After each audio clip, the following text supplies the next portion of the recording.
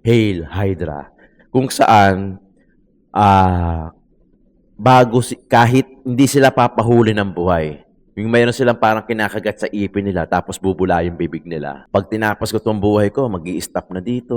Di ba? Tunay po ang files na ito at hindi po ito kayang tanggihan dahil ito po ay marami pong nakakaalam mula September 4 pa, mula sa DPWH pati din po sa Kongreso. Ang problema kasi, masyadong nila tayong sinisilaw, pinapangakuan, na to the point na pinapaniwalaan natin. But I strongly believe now na natututo na yung tao eh. 'Di ba? Nakikita na ng tao yung mga pagkakamali.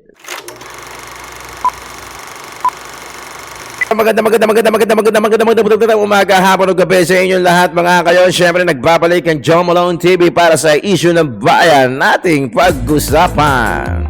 Di kami natatakot Sa katotohanan, boses ng masaaming pinapakinggan. Joe Malone TV, issue ng bayan, ating pag-usapan. tunay na balita, walang kinakampihan. Sumasalamin sa katotohanan lamang. December 23, araw ng Martes. Advance Merry Christmas sa inyong lahat. Di rin chismisan, lahat ng tanong may klaro. Hindi to chismisan ha. Kasama ka dito sa diskusyon, boses mo may halaga sa solusyon. Laging alerto, mapagmatsyag, truth ang hanap. Di kami natitinag, walang palusot, walang dayaan. Tunay ang serbisyo, Direksyong usapan. Joe Malone TV, issue ng bayan. Aha! Ating pag-usapan, tunay na Mega love shoutout sa lahat ng viewers natin dyan ha. Pasok na mga suki. salamin sa katotohanan lamang. Para sa mamamayan, totoong laban. Walang kulay, walang kampi. Balita, talakayan, katotohanan. Para sa bayan. Ayun o, mega love shoutout sa lahat ng viewers natin. Abroad ka man, OFW ka man na nagtatrabaho, nagsusumikap, nagdo-double job. Maraming salamat sa inyo. Mabuhay ka po. At syempre, lahat ng mga viewers natin dito sa Pilipinas, sa lokal, Luzon, Visayas, Mindanao. Isa mapagpalang araw ng Martes sa inyong lahat. December 23, 2 days na lang, wala pa rin nakukulong. Ganado tayo ngayon. Nagbabalik. Pasensya na. Kasi busy talaga. Hindi makapag-reaction. May mga Christmas party kaliwat kanan, di ba? Kaya ngayon lang tayo nakabalik. Pero huwag kayong mag-alala since nandito na tayo sa Studio 69. Dire-diretso na to. Dire-diretso na to lalo na pagpatak ng January. Umpisahan na natin. Kasi talagang malupit ang mga nangyayari ngayon. Grabe! Malupit ang nangyayari ngayon. Unang-una, maraming sa lahat sa mga viewers natin. Paki-double check naman. Naglalambing ang Joe Malone TV sa inyo. Magpapasko naman. Paki-double check kung nakasubscribe na kayo. Kung hindi pa naman, paki-subscribe naman. Why not, di ba? Hilahan tayo pataas. Hilahin nyo ako pataas. Target natin, 250,000. Sana, next year. Kasi di nahaabot yan, di ba? Ngayon, kung ngayon eh. So, paki-double check kung nakasubscribe na. Kung hindi pa naman, paki-subscribe na lang at paki-click yung bell icon para lagi kayong updated sa mga video, sa mga issue sa Pilipinas. Ginagago kasi tayo eh. Di ba? Ginagago na tayo. Okay. Paki-subscribe na rin po. When Tito Talks, we're talking about anything under the sun. Tapos, pagka mahilig ka sa food vlog, yung mga pagkain sa Pinoy o kung saan sa man lugar, Tito ng ina mo, Tito Chong. Yo, nadali, batang-bata. At next year, aarangkada na yung Solid Duterte update. Sa lahat ng update, lahat nandiyan dyan. Okay. Umpisaan natin dito. Diyos ko, Santissima. Alright. I'm sure familiar na kayo dyan. Ito yung sa Benguet, sa Baguio. Malalim yan. Yung bangin na yan. Malalim yan. Mataas din. Mataas, di ba? May mga gusto lang akong pag-usapan dito. Di ba? Bago tayo pumunta dyan kay ang pambansang superhero, John Wick. Napanood ko to eh. Napanood ko. Tanong sa inyo, kayo ba naniniwala na etong si Yusek Cabral, Undersecretary, Catalina Cabral, na kung saan may mga allegedly anomalous about to sa DPWH, yan ba sa tingin nyo nagpakamatay, tumalon, o may tumulak, may foul play? Kasi ang lumalabas sa autopsy, there's no foul play or anything. At sa sinasabi naman nito ni John Wick na parang ang person of interest kasi yung una, yung driver eh. Pero parang hindi na rin sila nagpo-push through. Nakakapagtaka nga eh. Pero labas na tayo doon, hindi naman tayo yung pamilya. Kasi ang sinasabi ng asawa, una, wag na daw ipa-autopsy. Di ba? Kumbaga, patay na, bibiyakin mo pa. Di ba? Tapos yung driver naman, kinuwento naman niya without alinlangan and whatsoever. So, parang lumalabas na nagpakamatay. So, parang ganun ang gusto nilang gawin. Okay, ganito yan eh. Hindi naman tayo yung pamilya, yung first relative to give the right decision. Pero ito, opinion lang natin, di ba? Opinion lang. Kayo, paki-comment dyan sa baba. I'm sure napapanood niyo yung ano eh. Yung sa mga movie, yung ano bang movie yun, yung may Hail Hydra, di ba? Hail Hydra. Kung saan, kahit hindi sila papahuli ng buhay, yung mayroon silang parang kinakagat sa ipin nila, tapos bubula yung bibig nila. Tapos yun tegok na sila. So instead of capturing them alive, sa movie to capturing them alive, may kinakagat sila sa ipin nila, tapos bubula yung bibig nila, tapos mamamatay sila in an instant. Sa pelikula. Okay? Sa pelikula yon. Pero kasi, parang ganun kasi yung nakikita ko eh. No? Parang metamorphic ba tawag doon? Parang ganun yung nakikita ko. Na parang sa akin lang to, parang mas pinipili nila na wag na silang mahuli. Di ba? Ng buhay. Kaysa mapakanta sila, aminin nila. So parang ganun, parang fraternity. Alam mo yung hindi yung fraternity na ano lang na eme-eme lang Yung talagang parang brotherhood, sisterhood na talagang kahit magkapit-pitan ng bayag, hindi aamin. Kahit mamatay, hindi aamin. So parang ganun yung nangyayari. Ang nakakalungkot kasi, they have to sacrifice their own lives para sa katotohanan. Di ba? Para sa katotohanan. Kasi masosolve naman lahat eh. Di ba? Masosolve naman lahat, ongoing naman yung sitwasyon. Kaso talaga may mga hindrances, may mga ganyang kaso na parang pag tinapos ko itong buhay ko, mag-i-stop na dito. Di ba? I mean, sa lahat to in generic to magnanakaw ka. Okay? Magnanakaw ka. Nakuha mo yung malaking pera na hindi naman sa'yo, definitely, ninakaw nga eh. Tapos ipapakain mo sa pamilya mo. Then you have to sacrifice your own lives for them. Parang ganun eh, di ba? Parang ganun. Na okay na lang, sige, kahit matigok ka na, huwag ka lang mahuli ng buhay, huwag ka lang magsakripisyo sa kulungan, suicide ka na lang, yung pera naman, sa pamilya mo na mapupunta. Sa tingin mo?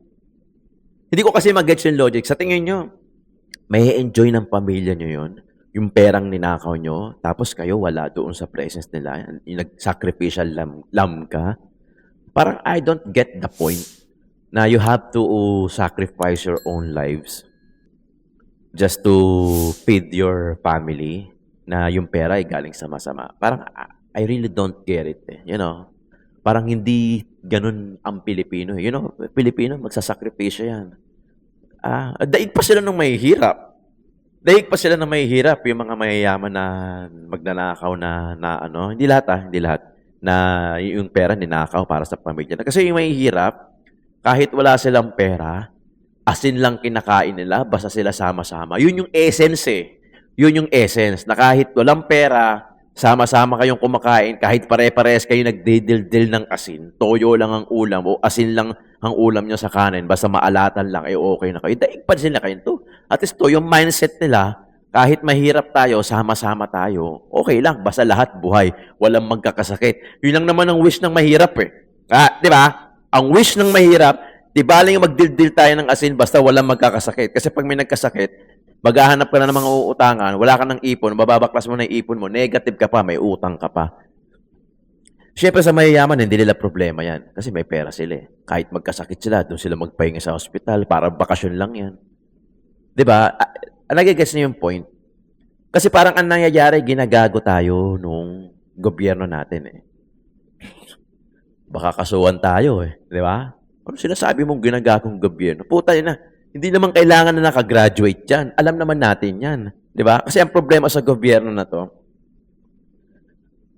tama naman, lahat due process. Sa sobrang due process, tumatagal, natatabunan yung issue. Di ba? Natatabunan yung issue. O, sino ang mga nakulong? Diskaya. Diskaya? Okay. Accessories to the crime sila. Di ba? Accessories to the crime sila. Pero, hindi naman yan yung talagang gusto natin makulong eh. Parang Alice Guo style lang yan. Okay, bago tayo bumalik, nakaka 10 minutes na tayo eh. Panoorin muna natin ito si John Vic. Ang dami ko kasing gustong ikwento na kahit, alam nyo, ang Joe Malone TV, marami akong point.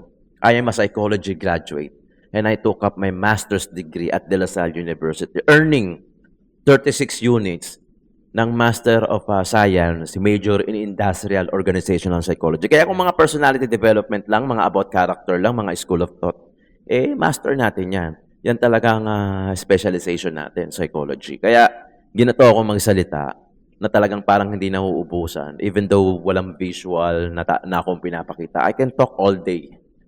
Kung kwentuhan lang din ang gusto nyo, I can talk all day. Pero syempre, we need to have something like this, visual thing, para ma-realize natin kung ano yung pinag-uusapan natin. Pasok natin, John Vic. Is, for example, one, is the driver a person of interest at this point? Yes, he's been extensively interviewed. His cell phone is now being analyzed, but he seems to be clear and clean of everything. Oo. Biri mo, nakapag-decide na si John Vic na it seems like he's innocent. Parang gano'n. Parang sinasabi nila na parang wala nang kinalaman. Ay, nakapag-decide ka kaagad. Eh, ongoing pa nga, ina-analyze nyo pa nga. Tapos ikaw buo na loob mo na parang wala naman siyang kinalaman or anything. It Diba? seems that as of now. Okay. Now, let's talk about the Ion Hotel, no? The Ion Hotel. If she was the beneficial owner, with the preliminary investigations, did you discover any movement or change with the ownership or documents, anything? Yes, it was owned by her until 2025, sold to the best friend of Eric Yap. I think she bought it 2017, if I'm not mistaken. Oo. Oo. The owners, the nominees of the Ion Hotel claim that she has nothing to do with it.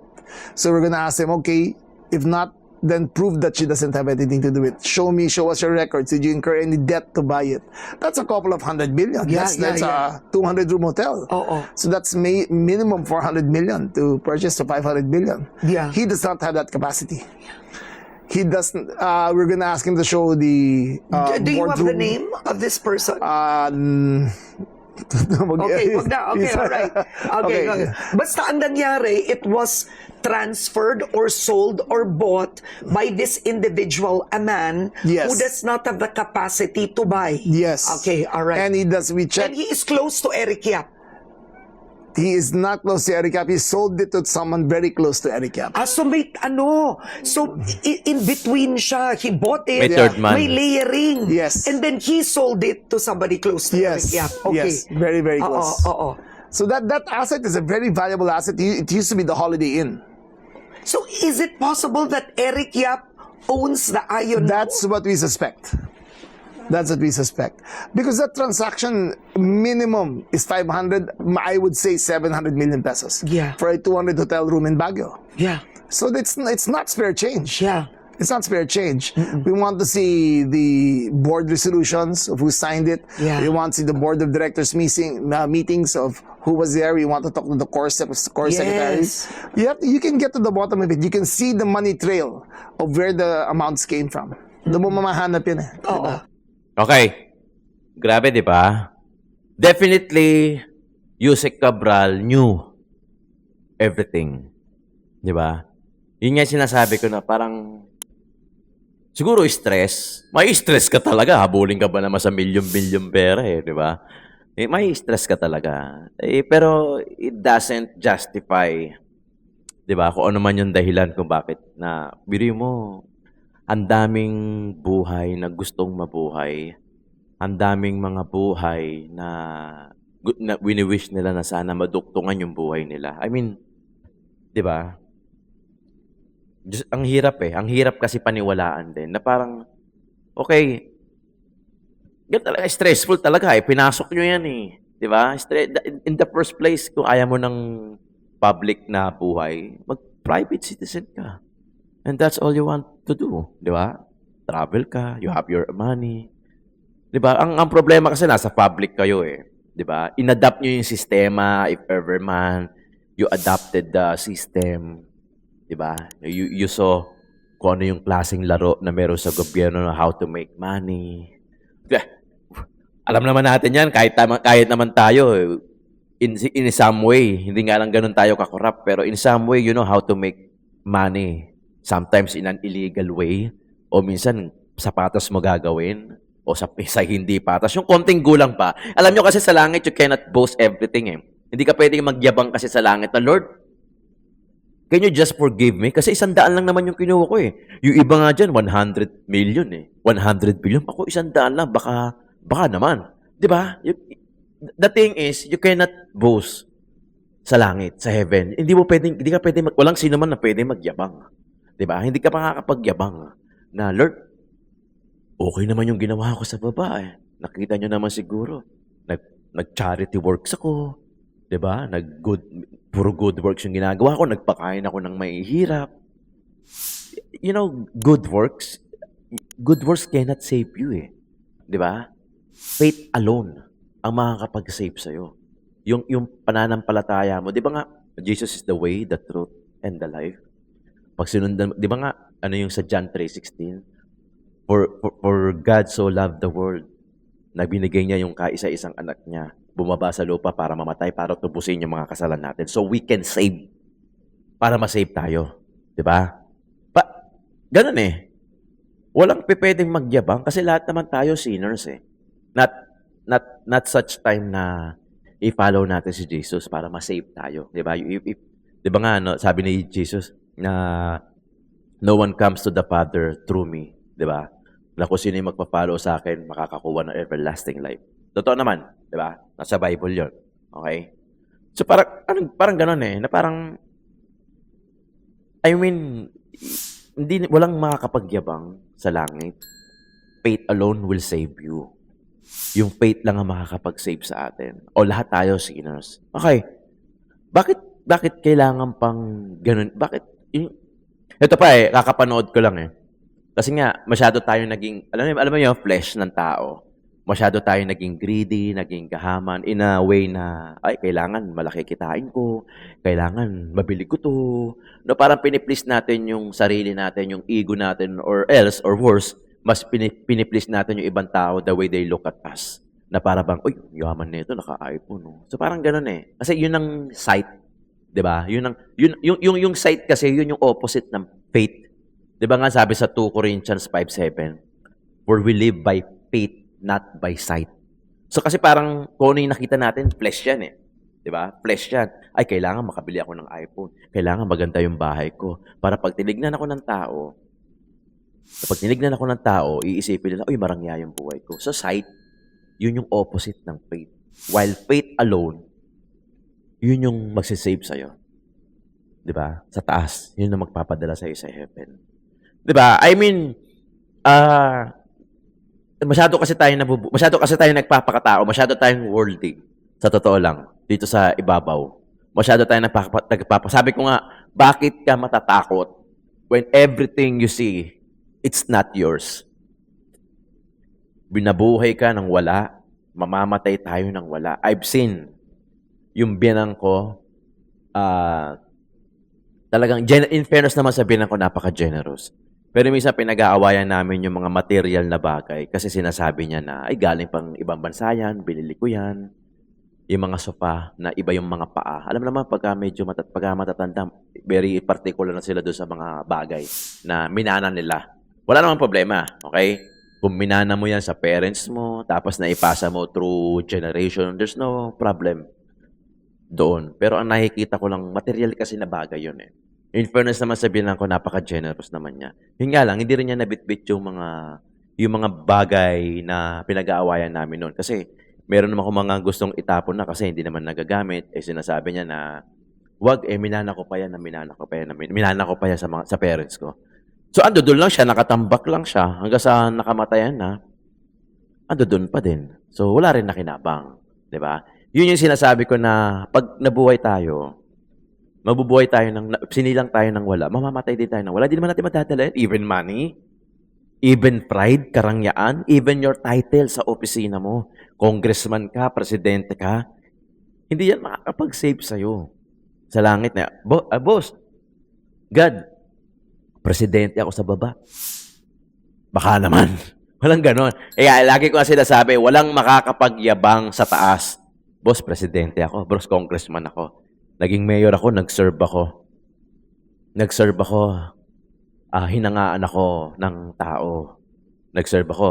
Baka naman I have my ticket sa heaven. No. O kahit nasabihin mong good works pa yung ginawa mo sa baba, kung wala ka naman pananampalataya, paano na yun? Di ba? Yabangan lang ba tayo sa taas? Kung sino yung maraming good works na ginawa? Magyayabang na lang ba tayo sa taas pag nakaharap natin siya na, Lord, mayor ako sa baba eh. Presidente ako sa baba, marami akong tinulungan, marami akong pinatayo. Yung, sa tingin niya ba, yung pagdala kay Tatay Digong noong March 11 this year, you think it's an accident? No. It's a flood control. Yung binaha tayo, umulan ng bagyo-bagyo, tapos binaha yung Cebu, lumindol. Sa Cebu, kahit saan lugar, alam niyo, napalitaan niya, marahil nakalimutan niya na dahil sa mga nangyayari ngayon. Pero, would you think? Lahat yun, accidental? No. Even yung pag-kidnap kay Tatay Digong, alam mo, kahit gaganyan-ganyan si Tatay Digong, kilala natin si Tatay Digong, palamura, putya, baka mamaya magulat kayo. Di ba? Baka magulat kayo, yan pa yung mapunta sa langit. Di ba? Kasi, I don't know, masyado na malalim to eh. Pero take a look at the Bible about justified killing. Kasi medyo malalim na eh. Baka hindi lang natin baka hindi maintindihan. Pero wag na tayo lumayo. Sige. Pero may justified killing kasi. Iba kasi yung murder sa justified killing.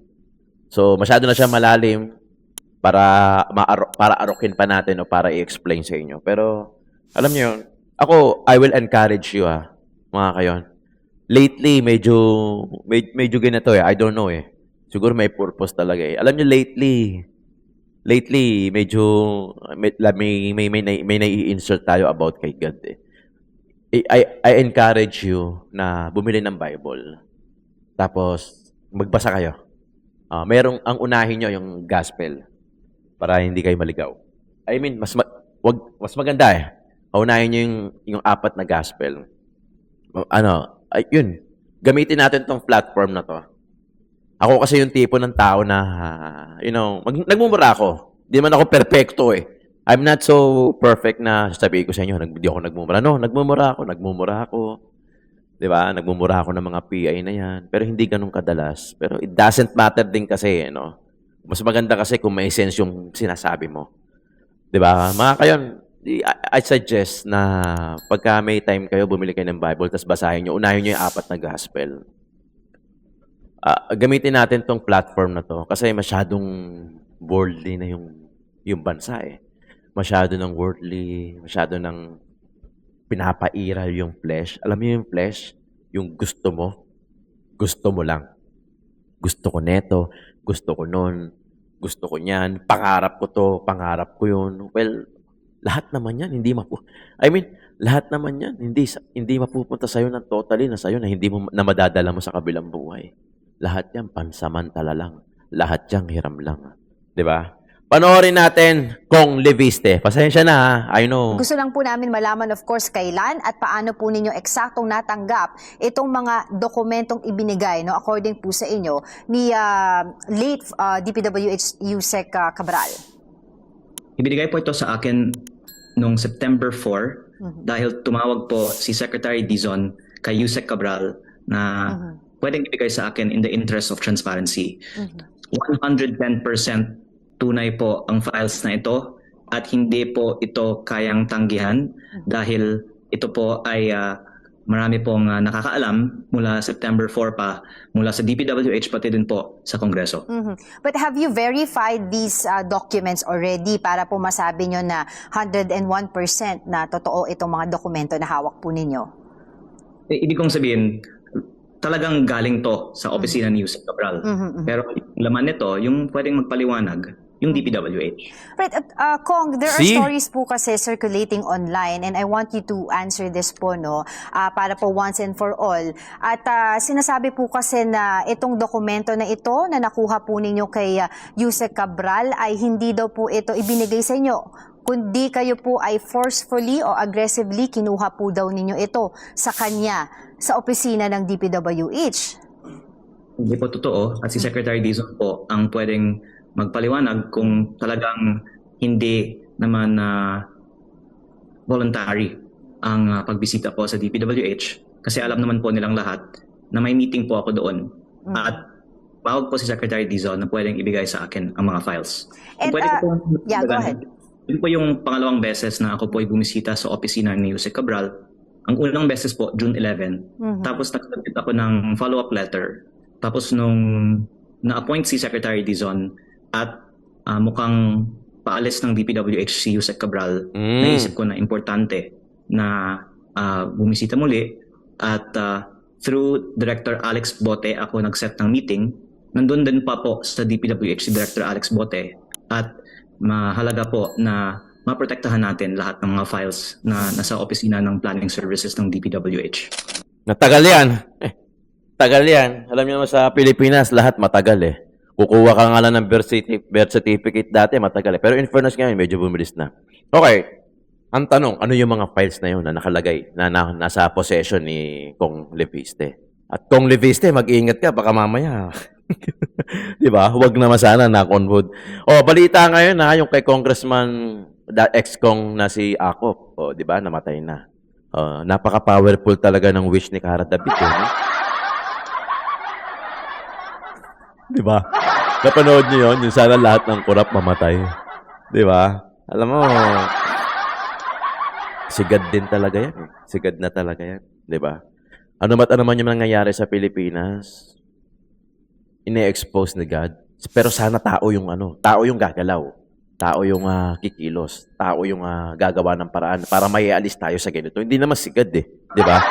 Pero i-expose niya everything. Just like what he did kay Tatay Digong, perhaps. Kasi hindi accidental yun eh. Yung sa flood control, na na-expose, yung lindol, gawa ba ng tao yan? Kaya ba gawin ng tao yung lindol? Kaya ba gawin ng tao yung bagyo, yung pagbaha? Yung resulta, oo. Dahil pinabayaan nila yung flood control. Pero yung the storm itself, hindi kayang gawin ng tao yan. Yung earthquake, hindi kayang gawin ng tao yan. It's a natural calamity, disaster na talagang, di ba? Na hindi kayang minsan nga, hirap na hirap i-explain ng tao eh. Kasi sa Diyos na yan. Sigad na yan, di ba mga kayo? Ang problema kasi, masyadong nila tayong sinisilaw, pinapangakuan, na to the point na pinapaniwalaan natin. But I strongly believe now na natututunan yung tao eh. 'Di ba? Nakikita na ng tao yung mga pagkakamali sa pagboto ng mga tao. Yun nga lang may mga ilan pa rin. May ilan pa rin at actually marami silang nauuto through social media na yan. Through pagbisita nila, lalo-lalo na sa 2028, matatapos na itong 2025, palapit na tayo ng palapit. At paggrabe na ito ng paggrabe. On February, ay sigurado magpapasa na ng impeachment labang kay VP Inday Sara. Alam mo, kahit sino naman umupo eh. Di ba? Minsan nga, naiisip ko, wag na natin bigyan ng kulay. Kasi ang problema lang kasi, wala naman talagang papalit kay VP Inday Sara eh. Si Risa Hontiveros, Diyos ko, Santissima. John B, Diyos ko. Rafi Tulfo, Diyos ko. Lenny Robredo, Diyos ko naman. Wala ako kasi nakikita na talagang hihigit pa kay VP Inday Sara na talagang siya na talaga uupo sa 2028. At baka dun, I'm sure, sigurado may magbabago. Kasi nakikita naman natin ngayon na wala naman siyang, yung sa COA naman, yung pinipilit na lang 125 million, baka yan na naman mag-comment sa atin. Yung 125 na yun, Diyos ko naman, tapos na yan. Napaliwanag na rin ng COA yan. Di ba? Mag-move on na tayo. Kasi wala tayong maibato kay VP Inday Sara. Kaya ang binabato nila, 125 million. Pero yung billion-billion na trillion na flood control project, na ghost project, pilit nilang nililiis at hindi nila mapaliwanag. Ang nakukulong at pinapakulong nila yung mga sacrificial lamb. Just like what they did to Alice Guo. Di ba? You know, Alice Guo, it's better than Filipino corrupt politician. Kasi kung ang kasalanan lang ni Alice Guo yung pagiging Chinese citizenship na nanloko siya, I know it's panloloko pa din naman yon.